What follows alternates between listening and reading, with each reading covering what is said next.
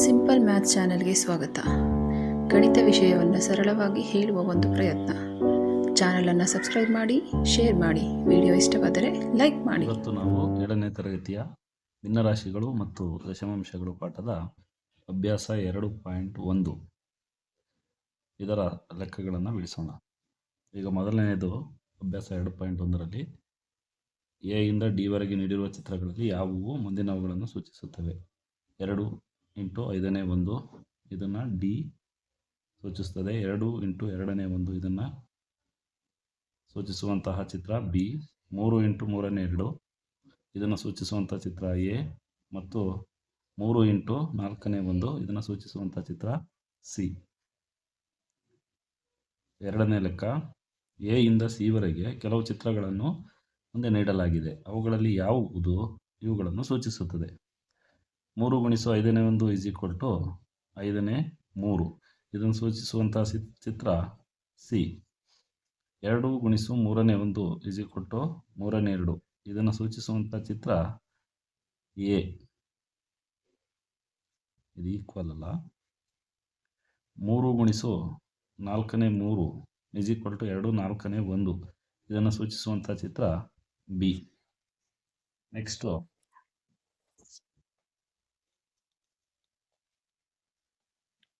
ಗುಣಿಸಿ ಮತ್ತು ಕನಿಷ್ಠ ರೂಪಕ್ಕೆ ಪರಿವರ್ತಿಸಿ ಹಾಗೂ ಮಿಶ್ರ ಭಿನ್ನರಾಶಿಗೆ ಪರಿವರ್ತಿಸಿ ಇದರ ಲೆಕ್ಕಗಳನ್ನು ನಾವು ನೋಡೋಣ. ಇಲ್ಲಿ ಮೊದಲನೇ ಲೆಕ್ಕ 7 ಗುಣಿಸು 5ನೇ 3. ಯಾವುದೇ ಒಂದು ಪೂರ್ಣ ಸಂಖ್ಯೆಗೆ ಛೇದ 1 ಇರ್ತದೆ, ಅದನ್ನು ನಾನು ಇಲ್ಲಿ ಬರ್ಕೊಂಡಿದ್ದೇನೆ. ಈ ರೀತಿ ಗುಣಿಸುವಾಗ ಅಂಶ ಮತ್ತು ಅಂಶವನ್ನು ಗುಣಿಸಬೇಕು, ಛೇದ ಮತ್ತು ಛೇದವನ್ನು ಗುಣಿಸಬೇಕು. ಹಾಗಾಗಿ 7 3 21, 5 1 5 ಇದನ್ನು ನಾವು ಮಿಶ್ರ ಭಿನ್ನರಾಶಿಗೆ ಪರಿವರ್ತಿಸಿದಾಗ 5 4 20 ಆಗುತ್ತೆ. 1 ಉಳಿತದೆ ಅದರ ಅಂಶಕ್ಕೆ ಮತ್ತು ಛೇದ 5ಅನ್ನು ಬರೆದಿದ್ದೇನೆ. 4 5ನೇ 1. ಎರಡನೇ ಲೆಕ್ಕ 4 ಗುಣಿಸು 3ನೇ 1 ಇದನ್ನು ನಾವು ಛೇದ 1 ಇದೆ ಅಂತ ತಗೊಂಡಾಗ 4 1 4 3 1 3 4ಅನ್ನು 3ರಿಂದ ಭಾಗಿಸಿದರೆ 3 1 3 ಆಗುತ್ತೆ. ಅಂಶ 1 ಉಳಿತದೆ, ಅದನ್ನು ಶೇಷ 1 ಉಳಿತದೆ, ಅದನ್ನು ಅಂಶಕ್ಕೆ ಬರ್ಕೋಬೇಕು.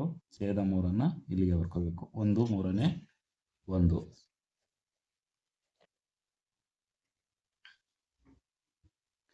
ಮೂರನೇ ಲೆಕ್ಕ 2 ಗುಣಿಸು 7ನೇ 6 ಎಲ್ಲ ಒಂದೇ ಥರದ ಲೆಕ್ಕಗಳಿವು.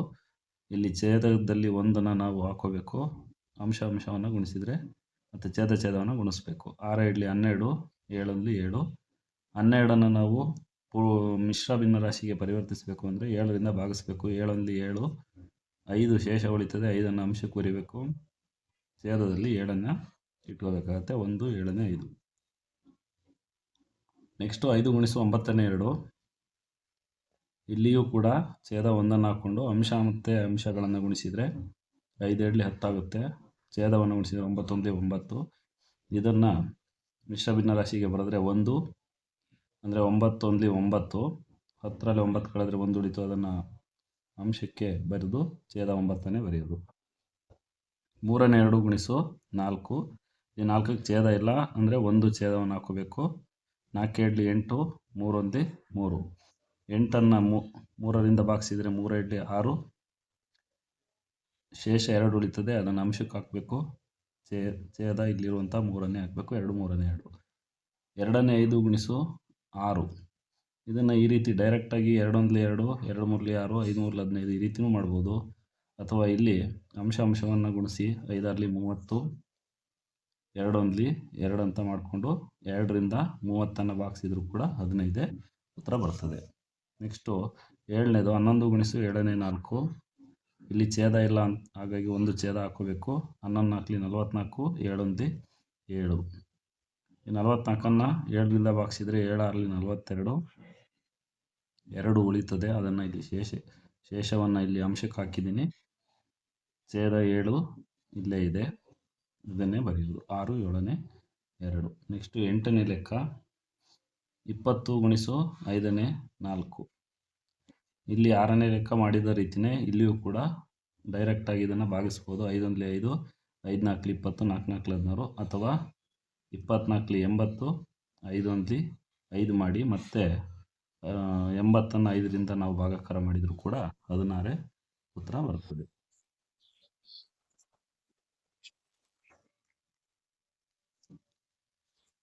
ನೆಕ್ಸ್ಟ್ 9ನೇದು 13 ಗುಣಿಸು 3ನೇ ಒಂದಿದೆ. 13 ಗುಣಿಸು 3ನೇ ಒಂದು.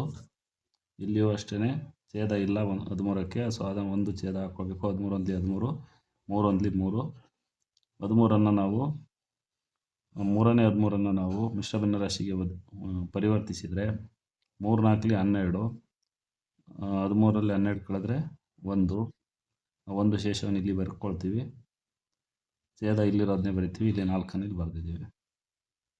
ನೆಕ್ಸ್ಟ್ 10ನೇದು 15 ಗುಣಿಸು 5ನೇ 3. 5 ಒಂದ್ಲಿ 5, 5 3ಲಿ 15 ಡೈರೆಕ್ಟಾಗಿ ಮಾಡ್ಬೋದು. 3 3ಲಿ 9. ನೆಕ್ಸ್ಟು 4ನೇದು ಬಣ್ಣ ಹಾಕಿ 1ನೇದು ಎ ಪೆಟ್ಟಿಗೆಯಲ್ಲಿರುವ 2ನೇ ಒಂದರಷ್ಟು ವೃತ್ತಗಳು. ಅಂದರೆ ಇಲ್ಲಿ ಕೊಟ್ಟಿರೋ ಅಷ್ಟು ವೃತ್ತಗಳನ್ನು ನಾವು 2 ಭಾಗ ಮಾಡ್ಕೋಬೇಕು. ಅದರಲ್ಲಿ ಒಂದು ಭಾಗಕ್ಕೆ ಬಣ್ಣ ಹಚ್ಚಬೇಕು. ಅಂದರೆ 2 ಭಾಗ ಅಂದರೆ 6 2 ಭಾಗಗಳಾಗ್ತದೆ. 6 ಒಂದು ಭಾಗ ಅಂತಂದರೆ 6 ಚಿತ್ರಗಳಿಗೆ ಬಣ್ಣ ಹಚ್ಚಬೇಕಾಗುತ್ತೆ. ಬಿ ಪೆಟ್ಟಿಗೆಯಲ್ಲಿರುವ 3ನೇ 2ರಷ್ಟು ತ್ರಿಭುಜಗಳು. ಇಲ್ಲಿಯೂ ಕೂಡ ಅಷ್ಟೇ. ಇಲ್ಲಿ 3ನೇ 2 ಅಂದರೆ ಇದನ್ನು 3 ಭಾಗ ಮಾಡ್ಕೋಬೇಕು. 2 ಭಾಗಕ್ಕೆ ಬಣ್ಣ ಅಂತಂದರೆ 1 ಭಾಗ 3, 2 ಭಾಗ 6 ಆಗುತ್ತೆ. ಇಲ್ಲಿ 6ಕ್ಕೆ ಬಣ್ಣ ಹಚ್ಚಬೇಕು. ಅದೇ ರೀತಿ ಸಿ ಪೆಟ್ಟಿಗೆಯಲ್ಲಿರುವ 5ನೇ 3ರಷ್ಟು ಚೌಕಗಳು. ಅಂದರೆ ಈ ಚೌಕಗಳನ್ನು 5 ಭಾಗವನ್ನು ಮಾಡ್ಕೋಬೇಕು. ಅದರಲ್ಲಿ 3 ಭಾಗಕ್ಕೆ ಬಣ್ಣ ಹಚ್ಚಬೇಕು. ಅಂದರೆ ಒಂದೊಂದು ಭಾಗದಲ್ಲಿ 3 3 ಇದೆ. 3 6 9, ಒಟ್ಟು 9 ಭಾಗಗಳಿಗೆ 9 ಚೌಕಗಳಿಗೆ ಬಣ್ಣವನ್ನು ಹಚ್ಚಬೇಕಾಗುತ್ತೆ. ನೆಕ್ಸ್ಟು ಇವುಗಳ ಬೆಲೆ ಕಂಡುಹಿಡಿಯಿರಿ ಅಂತ ಹೇಳಿ ಇದೆ. ಅದರಲ್ಲಿ ಲೆಕ್ಕಗಳು 5ನೇದು 2ನೇ 1ರ 24. ಈ 2ನೇ 1ರ 24 ಅಂದರೆ 2ನೇ 1 ಗುಣಿಸು 24 ಅಂತ ಹೇಳಿ ಅರ್ಥ. ಇಲ್ಲಿಯೂ ಕೂಡ ಅಷ್ಟೇ. ನೀವು ಡೈರೆಕ್ಟಾಗಿ 2 ಒಂದ್ಲಿ 2, 2 12ಲಿ 24 ಹಿಂಗೂ ಮಾಡಿ 12 ಮಾಡ್ಬೋದು. ಅಥವಾ ಅಂಶವನ್ನು ಗುಣಿಸಿ ಛೇದವನ್ನು ಗುಣಿಸಿದಾಗ 24 ಒಂದ್ಲಿ 24, 2 ಒಂದ್ಲಿ 2, 12. 24ನ 2ರಿಂದ ಭಾಗಿಸಿದರೆ 12 ಬರ್ತದೆ. ಅದೇ ರೀತಿ 2ನೇ 1ರ 46. 2ನೇ 1 ಗುಣಿಸು 46. 2 ಒಂದ್ಲಿ 2, 2 2ಲಿ 4, 2 3ಲಿ 6. 1 ಗುಣಿಸು 23, 23. ಸೊ ಉತ್ತರ 23. 3ನೇ 2ರ 18. 3ನೇ 2 ಗುಣಿಸು 18. ಇಲ್ಲಿಯೂ ಡೈರೆಕ್ಟ್ ನೀವು ಮಾಡ್ಬೋದು. 3 ಒಂದ್ಲಿ 3, 3 6 18. 6 ಗುಣಿಸು 2, ಇಲ್ಲಿರೋದು 6, ಇಲ್ಲಿ 2, 6 2ಲಿ 12. ಅದೇ ರೀತಿ 3ನೇ 2ರ 27. 3ನೇ 2 ಗುಣಿಸು 27. 3 ಒಂದ್ಲಿ 3, 3 9ಲಿ 27. ಇಲ್ಲಿ 2 ಗುಣಿಸು 9 = 18. ಉತ್ತರ 18. ನೆಕ್ಸ್ಟು 4ನೇ 3ರ 16. 4ನೇ 3 ಗುಣಿಸು 16. 4 ಒಂದ್ಲಿ 4, 4 4 16. 3 ಗುಣಿಸು ಇಲ್ಲಿ 4 ಇದೆ, 3 4ಲಿ 12. ಉತ್ತರ 12. ನೆಕ್ಸ್ಟು 4ನೇ 3ರ 36.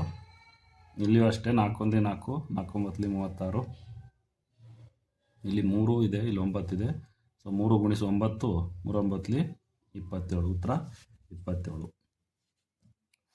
ನೆಕ್ಸ್ಟು 5ನೇ 4ರ 20. 5ನೇ 4 ಗುಣಿಸು 20. 5 ಒಂದ್ಲಿ 5, 5 4ಲಿ 20, 4 4ಲಿ 16.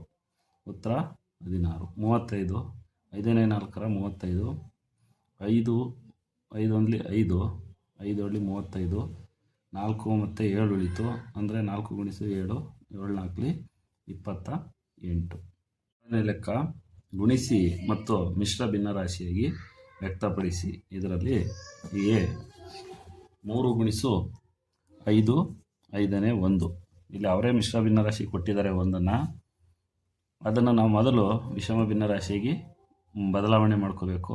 ವಿಷಮ ಭಿನ್ನರಾಶಿಯಾಗಿ ಹೇಗೆ ಬದಲಾವಣೆ ಮಾಡ್ಕೋಬೇಕು? ಪೂರ್ಣ ಸಂಖ್ಯೆ ಮತ್ತು ಛೇದವನ್ನು ಗುಣಿಸಿ ಅದಕ್ಕೆ ಅಂಶವನ್ನು ಕೂಡಿ ಅಂಶಕ್ಕೆ ಬರೀಬೇಕು. ಅಂದರೆ 5 5 25, 25 1 26.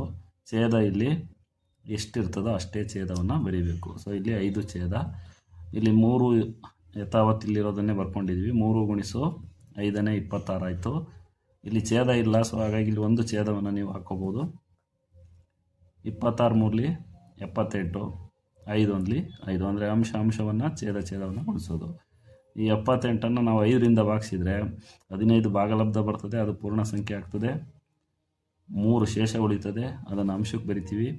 ಹಾಗೆ ಛೇದ ಇಲ್ಲಿರೋದನ್ನೇ ಬರಿತೀವಿ. ಸೊ ಉತ್ತರ 15 5ನೇ 3. ಬಿ 5 ಗುಣಿಸು 6 4ನೇ 3. ಇದನ್ನು ನಾವು ಮಿಶ್ರ ಭಿನ್ನರಾಶಿಯನ್ನು ವಿಷಮಕ್ಕೆ ಬದಲಾಯಿಸ್ಕೊಳ್ಳೋದು ಹೇಗೆ ಅಂತ ಈಗಾಗಲೇ ಹೇಳಿದ್ದೀನಿ. ಅಂತಂದರೆ ಪೂರ್ಣ ಸಂಖ್ಯೆ ಮತ್ತು ಛೇದ ಇವೆರಡನ್ನು ಗುಣಿಸ್ಬೇಕು. 6 4 24. ಇದನ್ನು ಅಂಶವನ್ನು ಅದಕ್ಕೆ ಕೂಡಿಸ್ಬೇಕು. ಅಂದರೆ 24ಕ್ಕೆ 3 ಕೂಡಿಸಿದರೆ 27. ಸೊ ಅದು 27 ಆಯಿತು. ಛೇದ ಇಲ್ಲಿರೋದನ್ನೇ ಬರೀಬೇಕು. 6 4ನೇ 3 ವಿಷಮ ಭಿನ್ನರಾಶಿಯಾದಾಗ 4ನೇ 27 ಆಗ್ತದೆ. ಅಂಶವನ್ನು ಗುಣಿಸಿ ಛೇದವನ್ನು ಗುಣಿಸಿ 27 ಇಲ್ಲಿ 135, 4 ಒಂದ್ಲಿ 4. 135ಅನ್ನು 4ರಿಂದ ಭಾಗಿಸಿದರೆ 33 ಭಾಗಲಬ್ಧ ಬರ್ತದೆ. 3 ಶೇಷ ಉಳಿತದೆ. ಶೇಷವನ್ನು ಇಲ್ಲಿ ಅಂಶಕ್ಕೆ ಬರಿತೀವಿ. 33 ಪೂರ್ಣ ಸಂಖ್ಯೆ ಆಗುತ್ತೆ. ಛೇದ 4 ಇಲ್ಲಿಗೆ ಬರ್ತದೆ. 33 4ನೇ 3. ನೆಕ್ಸ್ಟು 7 ಗುಣಿಸು 2 4ನೇ 1. ಇಲ್ಲಿಯೂ ಅಷ್ಟೇ. 2 4 8, 8 1 9, 4ನೇ 9 ಆಯಿತು. ಅಂಶವನ್ನು ಗುಣಿಸಿ 7 9 63, 4 ಒಂದ್ಲಿ 4. 63ಅನ್ನು 4ರಿಂದ ಭಾಗಿಸಿದರೆ 15 ಭಾಗಲಬ್ಧ ಬರ್ತದೆ, ಅದು ಪೂರ್ಣ ಸಂಖ್ಯೆ ಆಗ್ತದೆ. 3 ಶೇಷ, ಅದು ಅಂಶಕ್ಕೆ ಬರ್ತದೆ. ಛೇದ 4. ಉತ್ತರ 15 4ನೇ 3. 4 ಗುಣಿಸು 6 3ನೇ 1. 4 ಗುಣಿಸು 6 3ನೇ 1. ಇದು ಎರಡನ್ನು ಕೂಡ ಪೂರ್ಣ ಸಂಖ್ಯೆ ಮತ್ತು ಛೇದ ಎರಡನ್ನು ಗುಣಿಸ್ಬೇಕು. 6 3 18. ಶೇಷವನ್ನು ಅಂಶವನ್ನು ಕೂಡಿಸ್ಬೇಕು. 18 1 19. ಸೊ ಅದನ್ನು ಅಂಶಕ್ಕೆ ಬರಿತೀವಿ. ಛೇದದಲ್ಲಿ 3 ಇದೆ, 3ನ್ನೇ ಬರ್ಕೊಳ್ಬೇಕು. ಇವೆರಡನ್ನು ಗುಣಿಸಿದರೆ ಅಂಶವನ್ನು ಗುಣಿಸಿದರೆ 19 4 76, 3 ಒಂದ್ಲಿ 3. 3ಅನ್ನು 76ಅನ್ನು ನಾವು 3ರಿಂದ ಭಾಗಿಸಿದರೆ 25 ಭಾಗಲಬ್ಧ ಬರ್ತದೆ. ಪೂರ್ಣ ಸಂಖ್ಯೆ ಆಯಿತು. 1 ಉಳಿತು. ಆ 1 ಶೇಷ ಬರ್ತದಲ್ಲ, ಅದನ್ನು ಅಂಶಕ್ಕೆ ಬರೆದಿದ್ದೀವಿ. 3 ಛೇದ ಇದೆ. ಉತ್ತರ 25 3ನೇ 1. ನೆಕ್ಸ್ಟು 3 4ನೇ 1 ಗುಣಿಸು 6. ಇದನ್ನು ನಾವು 3 4 12, 12 1 13, 4ನೇ 13 ಆಯಿತು. ಗುಣಿಸು 6 ಆಯಿತು. ಇಲ್ಲಿ ಛೇದ ಇಲ್ಲದೆ ಇರೋದ್ರಿಂದ ಒಂದು ಛೇದವನ್ನು ಹಾಕ್ಕೊಂಡಿದ್ದೀನಿ. 13 6ಲಿ 78, 4 ಒಂದ್ಲಿ 4. 78ಅನ್ನು 4ರಿಂದ ನಾವು ಭಾಗ ಮಾಡಿದರೆ 19 4ಲಿ 76 ಆಗ್ತದೆ. ಅಂದರೆ 4 19ಲಿ 76, 2 ಉಳಿತದೆ. ಛೇದ ಇಲ್ಲಿ 4 ಇದೆ, ಅದನ್ನೇ ಬರೆದಿದ್ದೀನಿ. ಈ ಛೇದ 19 4ನೇ 2 ಉತ್ತರ ಬರ್ತದೆ. ಈ 4ನೇ 2ಅನ್ನು ಇನ್ನೂ ಸರಳ ರೂಪಕ್ಕೆ ತಂದರೆ, ಅಂದರೆ 2 ಒಂದ್ಲಿ 2, 2 2ಲಿ 4 ಮಾಡಿದರೆ 19 2ನೇ 1 ಉತ್ತರ ಆಗ್ತದೆ. ಇಲ್ಲಿ ಎಫ್ 3 5ನೇ 2 ಗುಣಿಸು 8. 5 3 15 2 17, 5ನೇ 17 ಗುಣಿಸು 8. ಇಲ್ಲಿ ಛೇದ ಇಲ್ಲ, 1 ಹಾಕ್ಕೊಂಡಿದ್ದೀನಿ. 17 8ಲಿ 136, 5 ಗುಣಿಸು 1, 5 ಒಂದ್ಲಿ 5. 136ಅನ್ನು 5ರಿಂದ ನಾವು ಭಾಗಾಕಾರ ಮಾಡಿದರೆ 27 ಬರ್ತದೆ ಭಾಗಲಬ್ಧ. ಅದು ಪೂರ್ಣ ಸಂಖ್ಯೆ ಆಯಿತು. ಇಲ್ಲಿ 1 ಶೇಷ ಉಳಿತದೆ. ಅದನ್ನು 1ಅನ್ನು ಇಲ್ಲಿಗೆ ನಾವು ಅಂಶಕ್ಕೆ ಬರೆದಿದ್ದೀವಿ. ಛೇದ 5 ಇದೆ, 5ಅನ್ನು ಬರೆದಿದ್ದೀವಿ. ಉತ್ತರ 27 5ನೇ 1. ನೆಕ್ಸ್ಟು ಮುಂದಿನ ಲೆಕ್ಕ, ಇವುಗಳ ಬೆಲೆ ಕಂಡುಹಿಡಿಯಿರಿ. ಅದರಲ್ಲಿ 1ನೇ ಲೆಕ್ಕ 2ನೇ 1ರ 2 4ನೇ 3.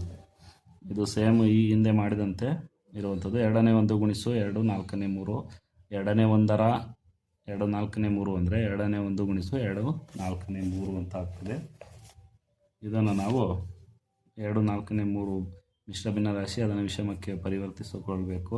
ಈಗಾಗಲೇ ನಮಗದು ಗೊತ್ತಿದೆ ಹೇಗೆ ಪರಿವರ್ತಿಸಬೇಕು ಅಂತ. 4 7 8, 8 3 11, 4ನೇ 11. 2ನೇ 1 ಯಥಾವತ್ ಇಲ್ಲೇ ಇದೆ.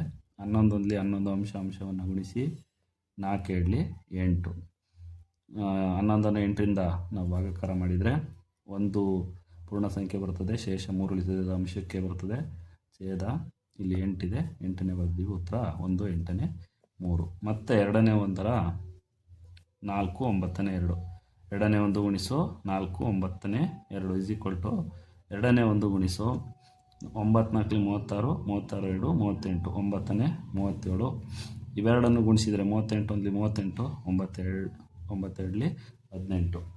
38ನ್ನು 18ರಿಂದ ಭಾಗಿಸಿದರೆ 2 ಭಾಗಲಬ್ಧ ಬರ್ತದೆ. ಅದನ್ನು ನಾವು ಪೂರ್ಣ ಸಂಖ್ಯೆಯಾಗಿ ಇಲ್ಲಿ ಬರ್ಕೊಳ್ತೀವಿ. ಇನ್ನು 2 ಶೇಷ ಉಳಿತದೆ, ಅದು ಅಂಶಕ್ಕೆ ಬರ್ತದೆ. ಇಲ್ಲಿ 18 ಛೇದ ಇಲ್ಲಿರೋದೇ ಬರ್ತದೆ. 2 18ನೇ 2 ಆಯಿತು. ಇದನ್ನು 18ನೇ 2ನ್ನು ಇನ್ನೂ ಸರಳ ರೂಪಕ್ಕೆ ತಂದರೆ, ಅಂದರೆ ಅಂಶ ಮತ್ತು ಛೇದ ಎರಡನ್ನು 2ರಿಂದ ಭಾಗಿಸಿದರೆ 2 1 2 2 9 18. ಉತ್ತರ 2 9ನೇ 1. ನೆಕ್ಸ್ಟು 8ನೇ 5ರ 3 6ನೇ 5. 8ನೇ 5 ಗುಣಿಸು 3 6ನೇ 5. 6 3 18 18 5 23. 6ನೇ 23 ಆಗ್ತದೆ. ಇದನ್ನು ನಾವು ಅಂಶವನ್ನು ಗುಣಿಸಿದರೆ 23 5 115. 8 6 48. 48ರಿಂದ 115ನ್ನು ನಾವು ಭಾಗಾಕಾರ ಮಾಡಿದರೆ 48 2 115 48 2 96 ಆಗ್ತದೆ. ಇನ್ನು 115ರಲ್ಲಿ 19 ಉಳಿತದೆ. ಆ 19ನ್ನು ನಾವು ಅಂಶಕ್ಕೆ ಬರೆದಿದ್ದೀವಿ. 48 ಛೇದ ಇಲ್ಲಿ ಎಷ್ಟಿದೆ ಅಷ್ಟನ್ನೇ ಬರ್ಕೋಬೇಕು. ಇನ್ನು 2 ಪೂರ್ಣ ಸಂಖ್ಯೆ ಆಯಿತು. ಉತ್ತರ 2 48ನೇ 19. ನೆಕ್ಸ್ಟು 8ನೇ 5ರ 9 3ನೇ 2. 8ನೇ 5 ಗುಣಿಸು 9 3 27 2 29 3ನೇ 29. 29 ಗುಣಿಸು 5 145 ಆಗ್ತದೆ. 8 3 24. 145ನ್ನು 24ರಿಂದ ಭಾಗಿಸಿದಾಗ 6 ಭಾಗಲಬ್ಧ ಬರ್ತದೆ, ಅದು ಪೂರ್ಣ ಸಂಖ್ಯೆ ಆಗ್ತದೆ. 1 ಶೇಷ ಬರ್ತದೆ, ಅದನ್ನು ನಾವು ಅಂಶಕ್ಕೆ ಬರಿತೀವಿ. ಇನ್ನು ಛೇದ ಇಲ್ಲಿರುವಂಥ 24ನೇ ಛೇದವನ್ನಾಗಿ ನಾವು ಬರಿತೀವಿ. ಉತ್ತರ 6 24ನೇ 1. ನೆಕ್ಸ್ಟು ವಿದ್ಯಾ ಮತ್ತು ಪ್ರತಾಪ್ ಪ್ರವಾಸಕ್ಕಾಗಿ ಹೋಗಿದ್ದರು. ಅವರ ತಾಯಿ ಅವರಿಗೆ 5 ಲೀಟರ್ ನೀರು ಇರುವ ಒಂದು ಬಾಟಲಿಯನ್ನು ಕೊಟ್ಟಿದ್ದರು. ವಿದ್ಯಾ 5ನೇ 2ರಷ್ಟು ನೀರನ್ನು ಸೇವಿಸಿದಳು. ಪ್ರತಾಪ್ ಉಳಿದ ನೀರನ್ನು ಕುಡಿದನು.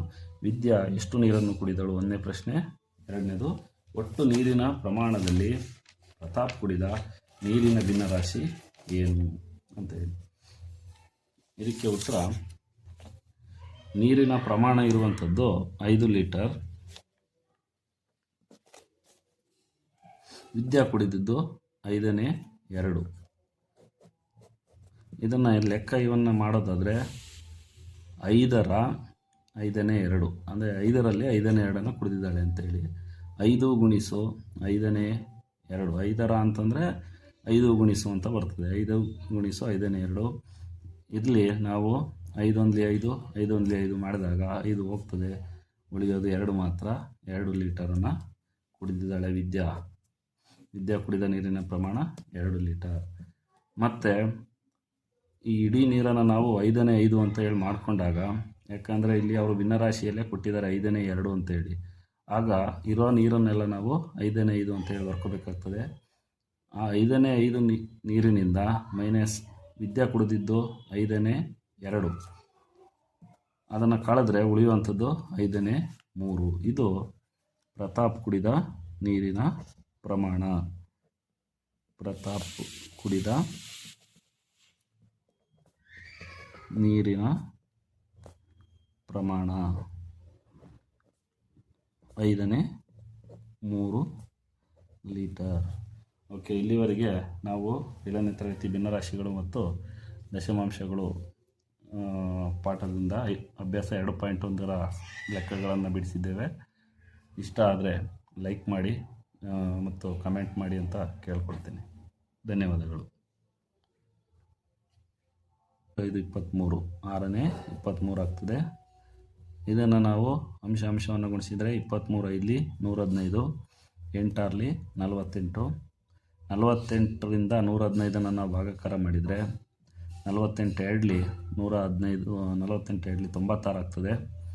ಇನ್ನು 115ರಲ್ಲಿ 19 ಉಳಿತದೆ. ಆ 19ನ್ನು ನಾವು ಅಂಶಕ್ಕೆ ಬರೆದಿದ್ದೀವಿ. 48 ಛೇದ ಇಲ್ಲಿ ಎಷ್ಟಿದೆ ಅಷ್ಟನ್ನೇ ಬರ್ಕೋಬೇಕು. ಇನ್ನು 2 ಪೂರ್ಣ ಸಂಖ್ಯೆ ಆಯಿತು. ಉತ್ತರ 2 48ನೇ 19. ನೆಕ್ಸ್ಟು 8ನೇ 5ರ 9 3ನೇ 2. 8ನೇ 5 ಗುಣಿಸು 9 3 27 2 29 ಮೂರನೇ 29. 29 ಗುಣಿಸು 5 145 ಆಗ್ತದೆ. 8 ಮೂರಲಿ 24. 145ನ್ನು 24ರಿಂದ ಭಾಗಿಸಿದಾಗ 6 ಭಾಗಲಬ್ಧ ಬರ್ತದೆ, ಅದು ಪೂರ್ಣ ಸಂಖ್ಯೆ ಆಗ್ತದೆ. 1 ಶೇಷ ಬರ್ತದೆ, ಅದನ್ನು ನಾವು ಅಂಶಕ್ಕೆ ಬರಿತೀವಿ. ಇನ್ನು ಛೇದ ಇಲ್ಲಿರುವಂಥ 24ನೇ ಛೇದವನ್ನಾಗಿ ನಾವು ಬರಿತೀವಿ. ಉತ್ತರ 6 24ನೇ 1. ನೆಕ್ಸ್ಟು, ವಿದ್ಯಾ ಮತ್ತು ಪ್ರತಾಪ್ ಪ್ರವಾಸಕ್ಕಾಗಿ ಹೋಗಿದ್ದರು. ಅವರ ತಾಯಿ ಅವರಿಗೆ 5 ಲೀಟರ್ ನೀರು ಇರುವ ಒಂದು ಬಾಟಲಿಯನ್ನು ಕೊಟ್ಟಿದ್ದರು. ವಿದ್ಯಾ 5/2 ನೀರನ್ನು ಸೇವಿಸಿದಳು. ಪ್ರತಾಪ್ ಉಳಿದ ನೀರನ್ನು ಕುಡಿದನು. ವಿದ್ಯಾ ಎಷ್ಟು ನೀರನ್ನು ಕುಡಿದಳು? ಒಂದನೇ ಪ್ರಶ್ನೆ. ಎರಡನೇದು, ಒಟ್ಟು ನೀರಿನ ಪ್ರಮಾಣದಲ್ಲಿ ಪ್ರತಾಪ್ ಕುಡಿದ ನೀರಿನ ಭಿನ್ನರಾಶಿ ಏನು ಅಂತೇಳಿ. ಇದಕ್ಕೆ ಉತ್ತರ, ನೀರಿನ ಪ್ರಮಾಣ ಇರುವಂಥದ್ದು 5 ಲೀಟರ್. ವಿದ್ಯಾ ಕುಡಿದಿದ್ದು 5/2. ಇದನ್ನು ಲೆಕ್ಕ ಇವನ್ನು ಮಾಡೋದಾದರೆ 5/5/2 ಅಂದರೆ 5ರಲ್ಲಿ 5/2 ಕುಡಿದಿದ್ದಾಳೆ ಅಂತೇಳಿ. 5 ಗುಣಿಸು 5/2. 5 ಅಂತಂದರೆ 5 ಗುಣಿಸು ಅಂತ ಬರ್ತದೆ. 5 ಗುಣಿಸು 5/2. ಇಲ್ಲಿ ನಾವು 5 1 5 5 1 5 ಮಾಡಿದಾಗ 5 ಹೋಗ್ತದೆ, ಉಳಿಯೋದು 2 ಮಾತ್ರ. 2 ಲೀಟರನ್ನು ಕುಡಿದಿದ್ದಾಳೆ ವಿದ್ಯಾ. ವಿದ್ಯಾ ಕುಡಿದ ನೀರಿನ ಪ್ರಮಾಣ 2 ಲೀಟರ್. ಮತ್ತು ಈ ಇಡೀ ನೀರನ್ನು ನಾವು 5/5 ಅಂತ ಹೇಳಿ ಮಾಡಿಕೊಂಡಾಗ, ಯಾಕಂದರೆ ಇಲ್ಲಿ ಅವರು ಭಿನ್ನರಾಶಿಯಲ್ಲೇ ಕೊಟ್ಟಿದ್ದಾರೆ 5/2 ಅಂತೇಳಿ, ಆಗ ಇರೋ ನೀರನ್ನೆಲ್ಲ ನಾವು 5/5 ಅಂತೇಳಿ ಬರ್ಕೋಬೇಕಾಗ್ತದೆ. ಆ 5/5 ನೀರಿನಿಂದ ಮೈನಸ್ ವಿದ್ಯಾ ಕುಡಿದಿದ್ದು 5/2, ಅದನ್ನು ಕಳೆದ್ರೆ ಉಳಿಯುವಂಥದ್ದು 5/3. ಇದು ಪ್ರತಾಪ್ ಕುಡಿದ ನೀರಿನ ಪ್ರಮಾಣ. ಪ್ರತಾಪ್ ಕುಡಿದ ನೀರಿನ ಪ್ರಮಾಣ 5/3 ಲೀಟರ್.